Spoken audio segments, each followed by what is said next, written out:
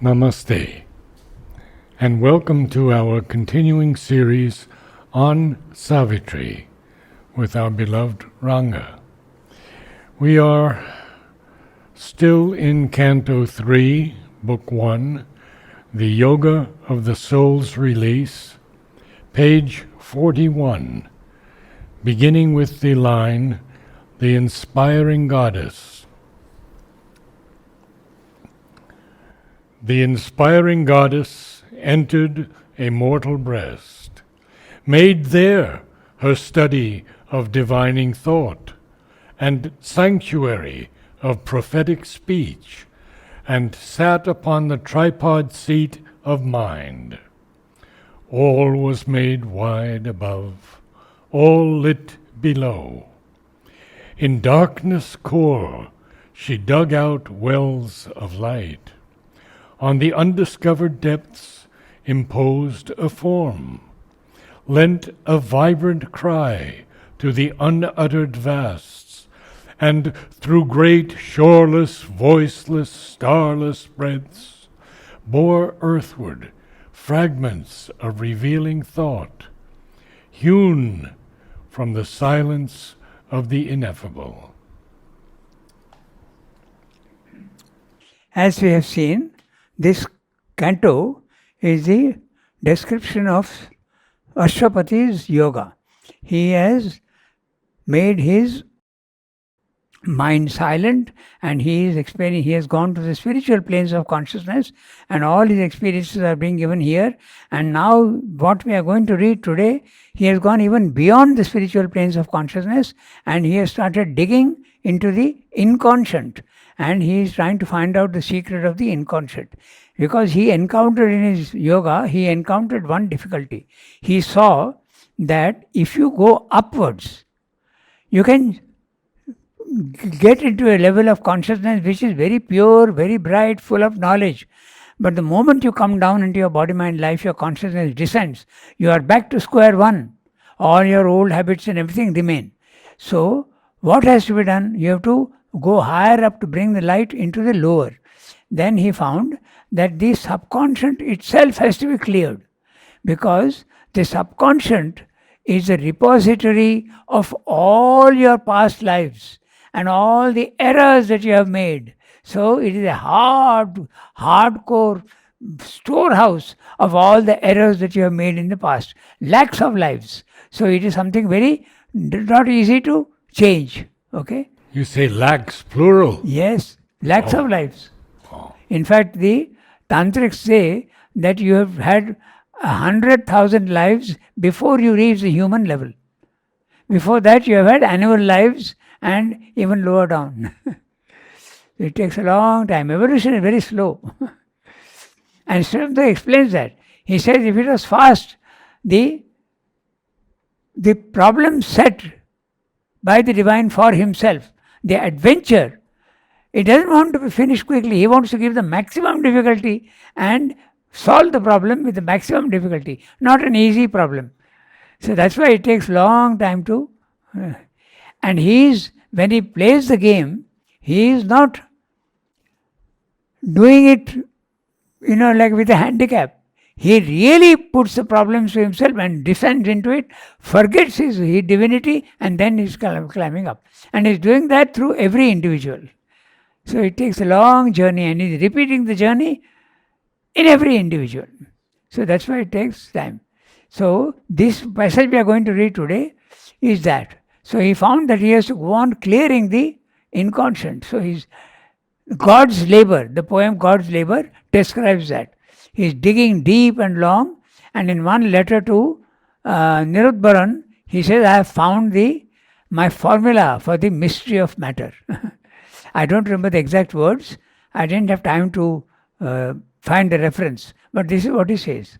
So, and then he finds that what the others are saying, that the inconscient and the superconscient are opposites and have nothing in common, that is light and this is darkness, is not true.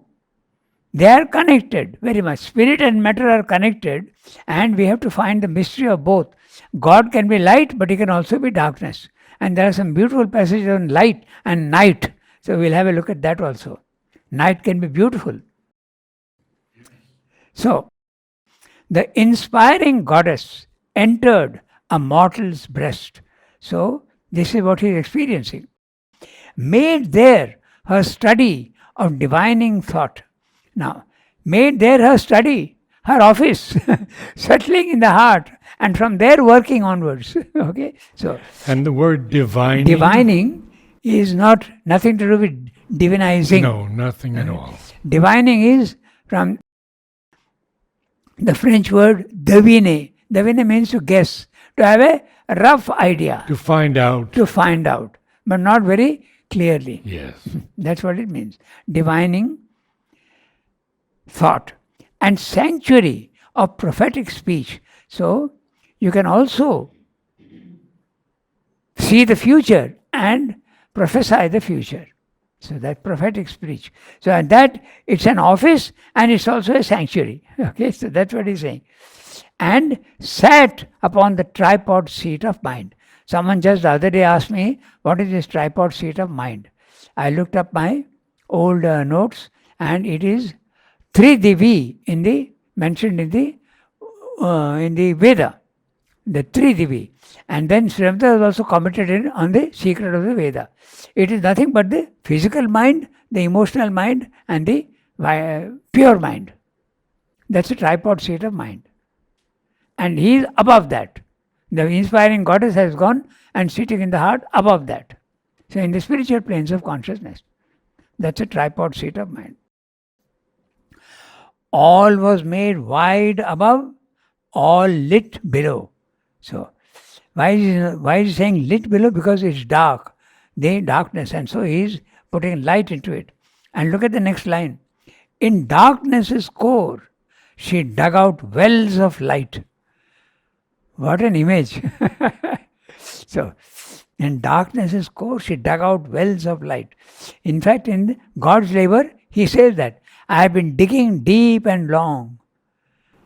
Mid a horror of filth and mire. That's right. A bed for the golden river song. A home for the sacred fire. Something like that. You remember a lot, I don't remember so much. I remember only the subject. I think darkness, when there's an apostrophe, we don't pronounce the plural. Yes, it means it's a genitive case. Yes, genitive. So Yeah. it's darkness. That's core. right. So it means in darkness core, because you can't say darkness's core. No. So when you put an apostrophe, it means of the darkness. Yes. Or in the darkness or whatever. In darkness's core, she dug out wells of light. Who is a she? Inspiring goddess. On the undiscovered depths, imposed a form, okay, lent a vibrant cry to the unuttered vasts.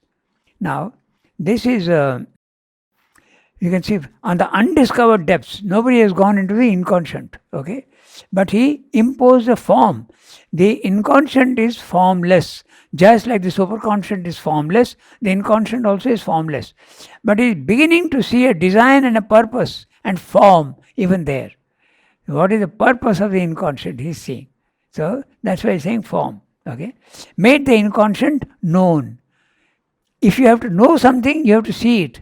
And you have to see it, there's a form, some sort of form. It may be subtle form, but it is form.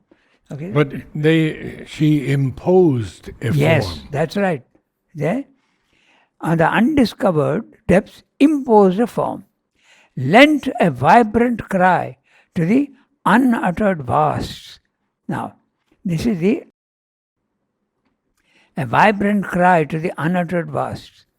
And through the great, shoreless, voiceless, starless depths. Okay, this is a question of poetry. There are two anapist lines there. And through great shore, less voice, less star, less breadths. So he is along, and the shoreless. I have it as iambic. But the first one is iambic. Yes. And through great shore, and through great shoreless, voiceless, starless breaths. less voice, I'm iambic pentameter. and through great shore, less voice, yes, all are iambic. Yes. There's another line where it is changing. Okay, so Well, there are many anapaests Yeah, in Savitri. okay, so and through great shoreless, voiceless, starless breadths bore earthwards, fragments of revealing thought. So he's gathering knowledge from all over and trying to understand the inconscient. Okay, bore earthward. Bore earthward means coming down towards the inconscient. Okay, bore earthward. What is bringing? Fragments of revealing thought. So his knowledge which he is gathering everywhere, he is applying it to understand what is the inconscient. Okay, and bore fragments. And these fragments, from where is he getting? Hewn from the silence of the ineffable. The image is fantastic. So, Cut out. yeah. So the ineffable is one solid, if you think of it as one piece. So he is getting parts of knowledge. He is breaking it up and hewing and getting knowledge. Yes. Pieces of knowledge. Yes. That's the image he is using. Hewn. Okay. And also remember the dug.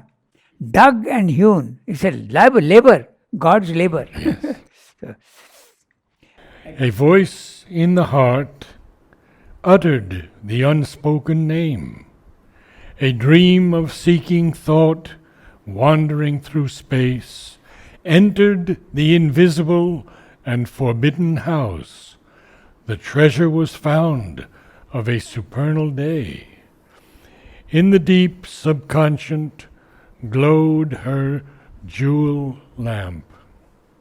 Lifted, it showed the riches of the cave, where, by the miser traffickers of sense, unused, guarded beneath night's dragon paws, in folds of velvet darkness draped, they sleep, whose priceless value could have saved the world.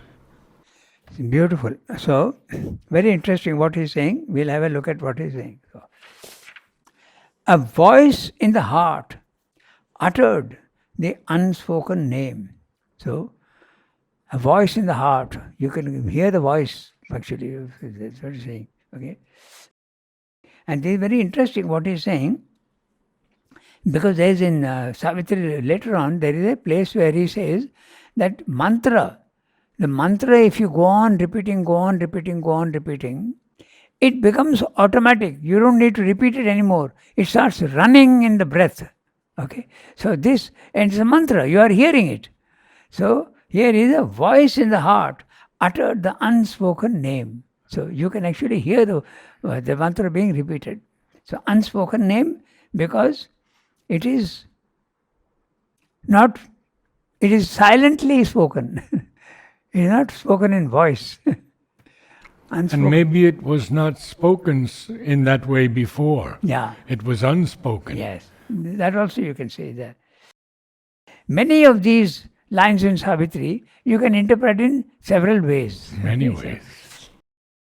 And now entered the invisible and forbidden house.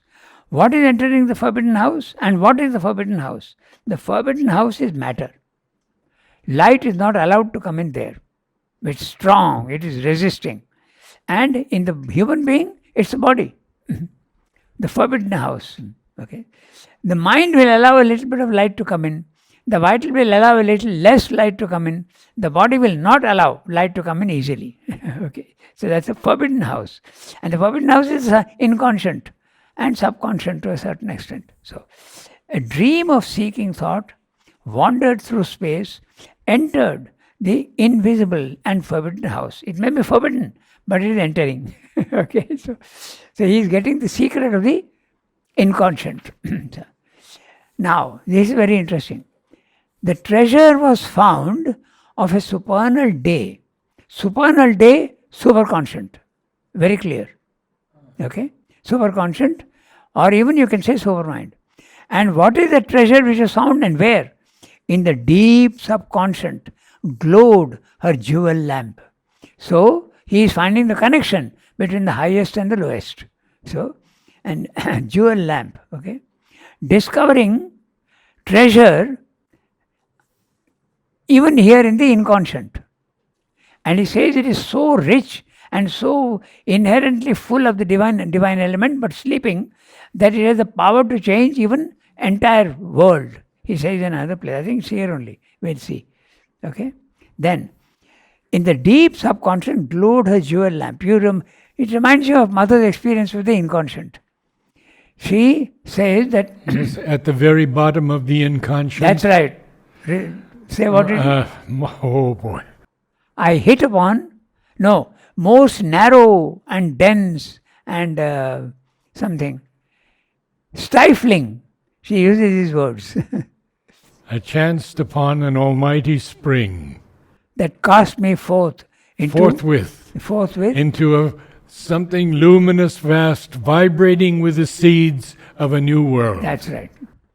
So the connection from this inconscient. Yes. She is being thrown up there. In other words, it's not like this.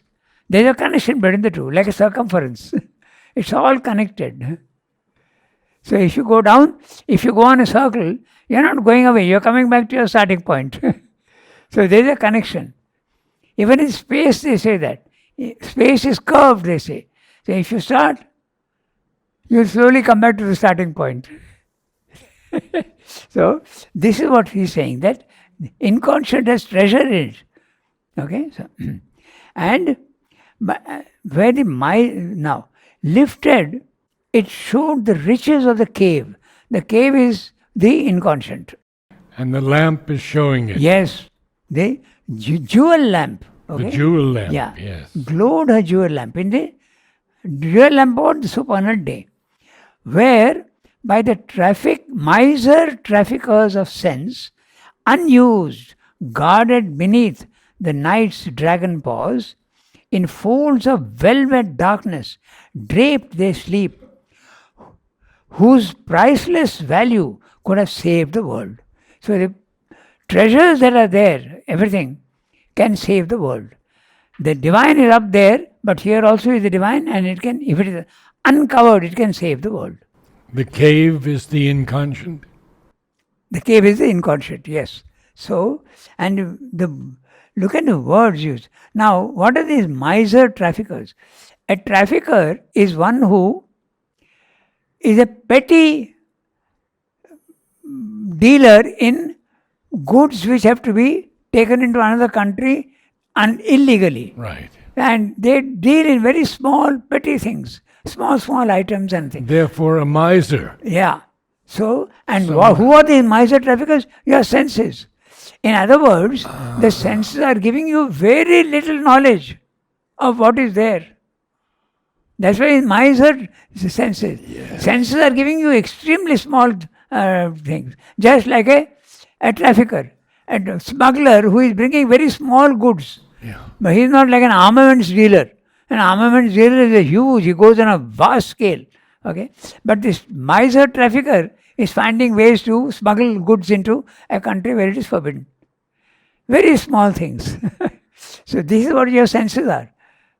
And night's dragon paws. Yeah, that's again the inconscient, very clearly. Okay? So unused. These riches, they lie unused, guarded beneath the night's dragon paws. In folds of velvet darkness, draped they sleep. Now look at the image of velvet darkness. Night can be as beautiful as anything. Okay? Many poets have sung of the beauty of night. Okay? So here is a poem from Lord Byron. She walks in beauty like the night of cloudless climes and starry skies, and all that's best of dark and bright meet in her aspect and her eyes, thus mellowed to that tender light which heaven to gaudy day denies. So night can be beautiful, and here he is saying that it's full of riches. It may be nice. I have not read the whole poem. It's not a very beautiful poem, but that's what he... So, Srimdev is saying it in a very guarded way. Velvet night. The texture of night is velvet. So, whose priceless value could have saved the world. Okay? So, I'll continue. proceed further. A darkness carrying morning in its breast looked for the eternal wide returning gleam, waiting the advent of a larger ray and rescue of the lost herds of the sun.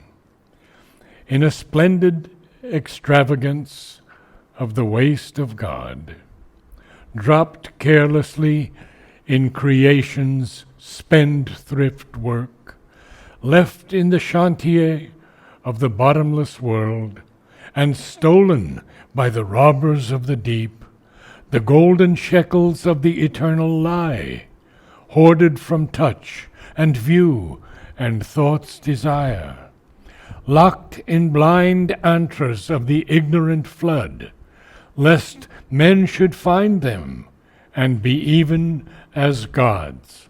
Lot to go through here. Fantastic. All images are there and we have to see what he's saying. So remember, he's in the inconscient, he's finding the connection between the higher and the lower. This is something that in our India at least, they feel that there is a difference.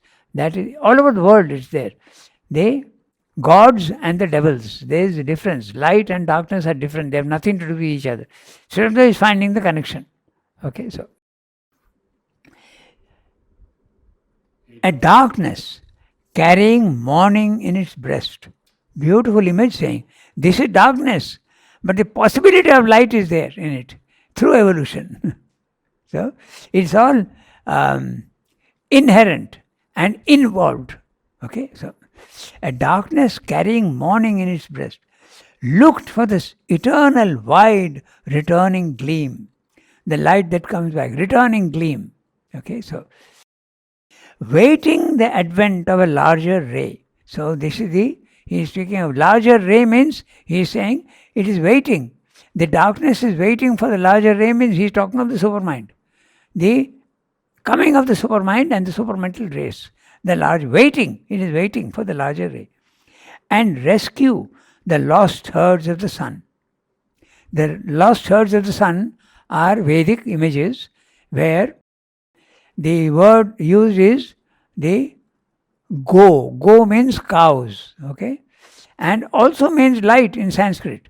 So the Vedic seers have played upon that word, go. So they represent as cows, but they mean light. Just like a horse, symbol of power. So just the cows are symbols of light, knowledge. Okay? So, and they have been taken and the robbers have stolen the light and kept it hidden in this inconscient. That's the image. And these herds have to be rescued. And rescued how? Only when the supermind comes, it will be rescued. The light that is there, the next generation, the supermental race will evolve. And evolving from bottom, from the inconscient is coming up. So that's what he's saying. So this is a Vedic image, okay? And rescue the lost herds of the sun. I think it's clear, huh? So, in a splendid extravagance of the waste of God, dropped carelessly in creation's spendthrift work, left in the chantier, this word has to be pronounced in the French way, you are right, chantier, of the bottomless world, and stolen by the robbers of the deep. The robbers of the deep are these Vritras and there are all sorts of beings which steal the light and hide it in the inconscient, in the caves of the inconscient, and they have to be rescued. So, the golden shekels of the eternal lie. The shekel is a word in Jewish which means a golden coin. So, he has told you, jewel lamps and the riches and priceless value and the golden shekels, they are all hiding in the inconscient. Okay, that's what he's saying. Hoarded from touch and view and thought's desire. They are hoarded from touch. You cannot touch it. It's deep down. It is hidden. It has to be uncovered. Okay, so locked in blind, herded from touch and view and thought's desire, locked in blind antres of the ignorant flood. The antres are the cave where some wild animals also stay. Okay, so Or sometimes the wise men, too, had to hide in caves. yeah. So, but usually the word antre is used in the sense of for animals. Yeah. Caves where animals are there. Of the ignorant flood. Lest men should find them and be as gods. So they are hidden. The game is being played in earnest. It is not. So, if you want to find the light, find it with difficulty, but it is there. You can't find it very easily. Lest men should find them and be even as gods. So, A vision lightened on the viewless heights, a wisdom illumined from the voiceless depths, a deeper interpretation, greatened truth, a grand reversal of the night and day. All the world's values changed, heightening life's aim. A wiser word, a larger thought came in than what the slow labor of human mind can bring. A secret sense awoke that could perceive a presence and a greatness everywhere. The universe was not now this senseless whirl, borne round inert on an immense machine. It cast away its grandiose, lifeless front, a mechanism no more or work of chance, but a living movement of the body of God. so now he is seeing that the inconscient is something not at all dark. It is something totally different. And all the values which he had earlier are being changed. So we start from a vision lightened on the viewless heights. Okay, he could viewless heights in the superconscient. Okay, a vision lightened. Lightened means became light. He could view it. He could see it. A vision lightened on the viewless heights. So again, there is a contrast here. On the viewless heights, a vision is coming. So Srimdev is so fond of these oxymorons. That which was not seen before, now he is seeing. But he's putting it in this oxymoronic way. Okay, so a vision lightened on the viewless heights, a wisdom illumined from the voiceless depths. So, a wisdom illumined. There is a connection between voiceless depths is below, and the viewless heights are above. So, there seems to be a connection. Okay, a deeper interpretation, greatened truth. The truth that he knew earlier, now he is seeing it in an even greater manner. That's what he's saying. The inconscient is not what he thought it to be earlier. It is full of riches and full of possibilities. Okay, so a grand reversal of the night and day. This is what he's saying. Even the darkness is now reversed, and he's seeing the full possibility of day even there. Okay, so all the world's values changed, heightening life's aim. Now, this is very interesting because all the suffering and the pain and the undivine element that you're seeing here, cruelty, now he is seeing totally something different. The aim of life is to conquer these difficulties. They are not something permanent. That's what he's saying. His whole view of things has changed. All the world's values changed, heightening life's aim. Now earlier the aim of life was to escape from here and go there. But now that aim is being heightened. It is becoming even something even more great. You have not to escape, but you have to conquer these. That's why it is much greater, heightening. Okay, it's heightening life's aim. A wiser word, a larger truth came in, a larger thought came in than what the slow labor of human mind can bring. The anapaests are here in this one. Okay. A secret than what the slow labor of human mind can bring. There are two anapasts there. So, to show the slow labor, okay, than what the slow labor of human mind can bring. So, slow labor of human mind is now not applicable anymore. He sees life's aim is heightened. He is seeing much more. A wiser word and larger thought came in. A secret sense awoke that could perceive a presence and greatness everywhere. Now, the secret sense are subtle senses. The gross senses are there, but there are subtle senses also, and that is secret because you don't get it very easily. Okay, and that secret sense is now seeing a presence and a greatness everywhere. Even in the inconscient, he is seeing the greatness. That's what he's saying. Okay, so and the whole meaning has changed. Okay, so the universe was now, not now, this senseless world. The universe was not now this senseless world. Earlier, the universe was a senseless world, mechanical energy. We have discussed Purusha and Prakriti. When you are in the Purusha consciousness, Prakriti, the universe, is seen as mechanical unconscious force. Now he is not seeing it that way. There is a divine presence and a greatness there even in the universe, not only in the universe but even in the inconscient. But science saw it like that for years. Science saw it as a senseless world. Yeah. No more. That's right. Okay, so the universe was not now this senseless world, borne round inert on an immense machine. Unconscious, mechanical is the universe as seen even by the scientists. Mm-hmm. But when you go up also to the Purusha consciousness, in the beginning you see it that way. Okay? You see it as a mechanical, unconscious force. So that's what, now he is not seeing it that way. Now he is seeing it totally different. Okay. How? Because he is seeing a presence and a greatness, he is seeing everywhere, behind everything. It cast away its grandiose, lifeless front, a mechanism no more, or work of chance.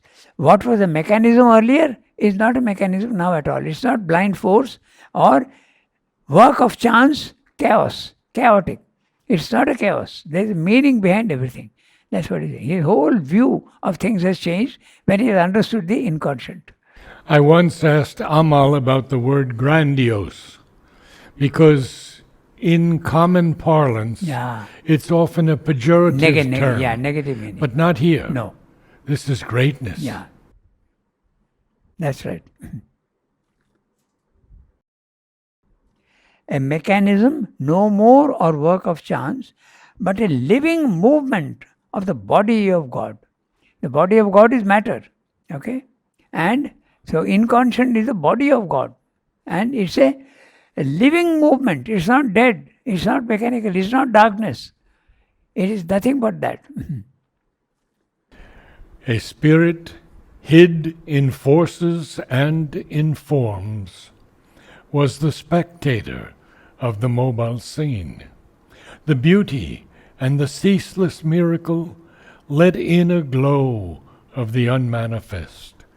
The formless, everlasting moved in it, seeking its own perfect form in souls and things. Life kept no more a dull and meaningless shape. In the struggle and upheaval of the world, he saw the labor of a Godhead's birth, a secret knowledge masked as ignorance, fate covered with an unseen necessity, the game of chance of an omnipotent will. His way of looking at things has completely changed. Okay, so he's not seeing it at all as light and darkness. He's not seeing it as consciousness and unconsciousness here, mechanical force. He's not seeing it in that way at all. A spirit hid in forces and in forms. Forces are mechanical forces here, and forms are dead forms, material forms. So he is not seeing that anymore because he is seeing a presence and a greatness everywhere. And a spirit is hiding in all the forms. The divine presence is there in all the forms and forces. Okay, so was a spectator of the mobile scene. The mobile scene is the physical world. There is no mobility there. There is only mobility here. So the mobile scene is the physical world here. And the spirit which is hiding in things is watching all this calmly. That's what he's saying. The divine presence is watching calmly. The beauty and the ceaseless miracle. That's a mobile scene. He's describing the mobile scene because he put a colon. What is that mobile scene? The beauty and the ceaseless miracle let in a glow of the unmanifest. So, a glow of the unmanifest, it allowed the light to come in. It let in means allowed it to come in. Let in a glow of the unmanifest. Where? In the forms and forces. So, the formless everlasting moved in it. So, the formless everlasting is at the height. And now it is moving here in the lower, the mobile scene is moving. So the heights are coming and revealing something in the darkness here. The formless everlasting moved in it, seeking its own perfect form in souls and things. So, the divine is hiding in your heart and trying to encourage you to find himself back again. That's what he's saying. His own perfect form. Yeah. No. Seeking its own perfect form in souls and things. That's evolution that he's talking about. Life kept no more a dull and meaningless shape. The dull and meaningless shape is the life with all its suffering and all its perversions. It is life that is there. The vital is full of all these things. But it is not a meaningless shape anymore and not dull. Life has completely changed. He is looking at it in a totally different way. In the struggle and upheaval of the world, he saw the labor of a Godhead's birth. He is seeing the possibility of a divine birth coming even in the lower, the struggle and upheaval of the world. So he is seeing the divinity there. He is seeing totally what was darkness to him before, he is seeing teeming with life and possibilities. That's what he is saying. He saw the labor of a Godhead's birth. A secret knowledge masked as ignorance. Okay, a secret knowledge masked as ignorance. He describes this very much in the Life Divine. He says that ignorance is nothing but darkness which has diminished itself on purpose. The manifestation implies a diminution. The manifestation implies a diminution. So, the knowledge has become ignorance here. Total ignorance in the inconscient looks like that, but full of possibilities. And our mind, in life already a little bit of consciousness is there. In our mental consciousness, it's a half light, half darkness. He says it is half knowledge, half darkness, half ignorance. And even in the spiritual planes, the ignorance continues, but the knowledge is much more. In the overmind, the knowledge is almost complete. In the supermind, knowledge becomes complete. No ignorance there at all. Even at the overmind level, there is ignorance. Because you are seeing the many. You are not seeing the absolutely the one. So that's what he's saying now. Totally, he's seeing life in a different way. A secret knowledge masters ignorance. Fate covered with unseen necessity the game of chance of an omnipotent will. Fate is law. Fate is the law of karma, that which is determined, predestination. So, and it is nothing but the game of an omnipotent will. The omnipotent will has created this whole fate, determination. There is no freedom here at all. Fate is the opposite of freedom. Predetermination is the opposite of freedom. Freedom is there only at the top. Here there seems to be no freedom at all, but the divine element is there and it is goading it towards freedom. So, in this predestination, all are assured one day of the supramental. Yes, at different times. At different times. And different speeds. And different ages. Yes. That's right. Because it's a divine in the forms hiding. That's what he's saying, a spirit hidden in forces and forms. And if the spirit is there in a form, it's bound to evolve. Yes. A game of chance of the omnipotent will. A glory and a rapture and a charm. The all-blissful sat unknown within the heart. Earth's pains were the ransom of its prisoned delight. A glad communion tinged the passing hours. The days were travelers on a destined road. The nights companions of his musing spirit. A heavenly impetus quickened all his breast. The trudge of time changed to a splendid march. The divine dwarf towered to unconquered worlds. Earth grew too narrow for his victory. Again, magnificent, beautiful lines. Okay, so a glory and a rapture and a charm. The all blissful sat unknown within the heart. This is the echo of the Gita.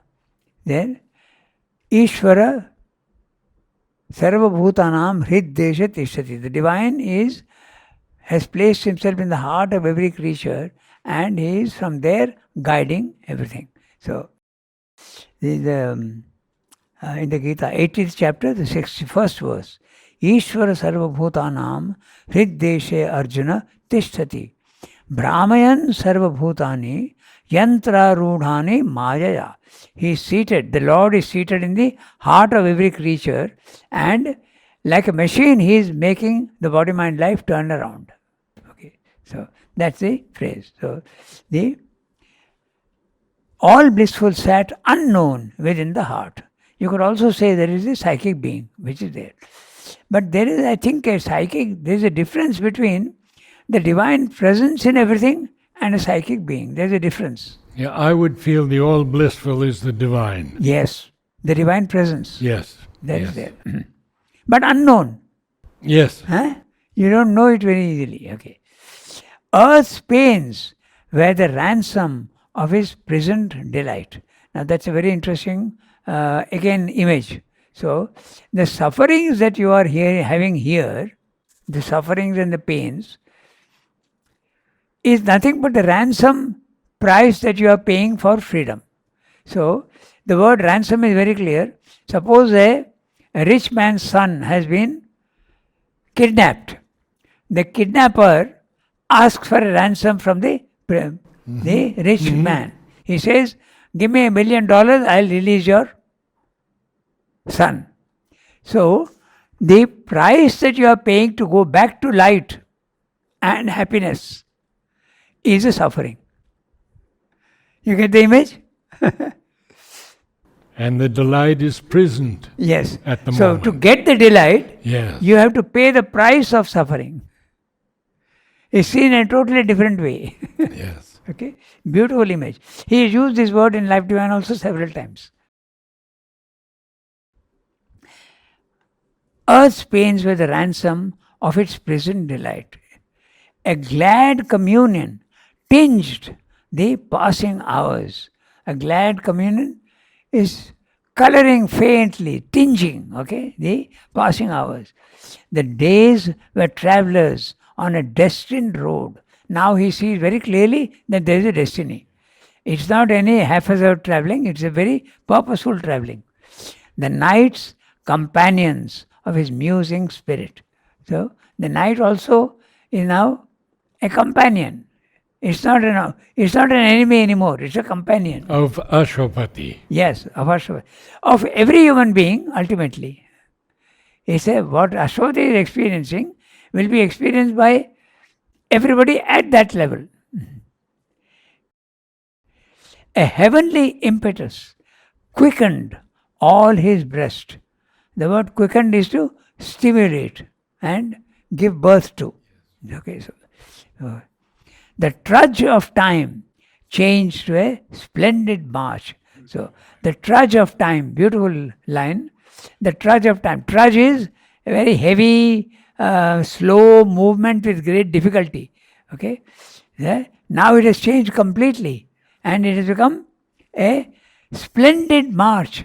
Everything has become meaningful, beautiful, and you are going at a good speed now. Okay, so the divine dwarf towered to unconquered worlds. So this is the image again of Vamana avatar. The story goes that the Asura, Vali, was always winning against the gods. Okay? And so the gods go to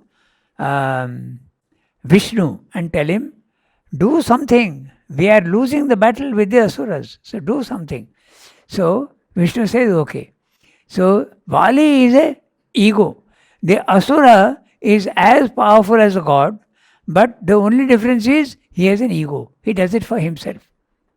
Okay. So Vishnu comes to him and he is well known to grant. He is showing his power and his generosity. Anyone who asks him anything, he will give. So Vishnu makes himself into a dwarf. It's also symbolic. And goes to Vali and says, give me a piece of land when I am dead just to cover me. And I am a dwarf. So just give me that much, 3 steps. Give me 3 steps of land. He says, yes, done. I have given it to you. Give it. So he gives it to him. When it is given to him, he said, give me only 3 steps. He has told him. So he takes 3 steps. Now the dwarf becomes Vishnu. And he takes 3 steps and he conquers the gross world, the subtle world and the causal world. The 3 steps.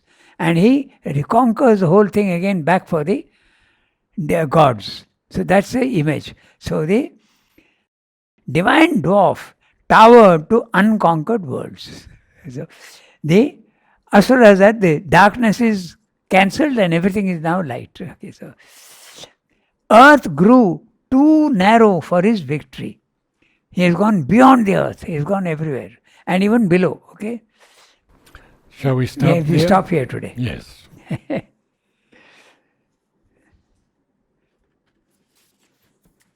To appreciate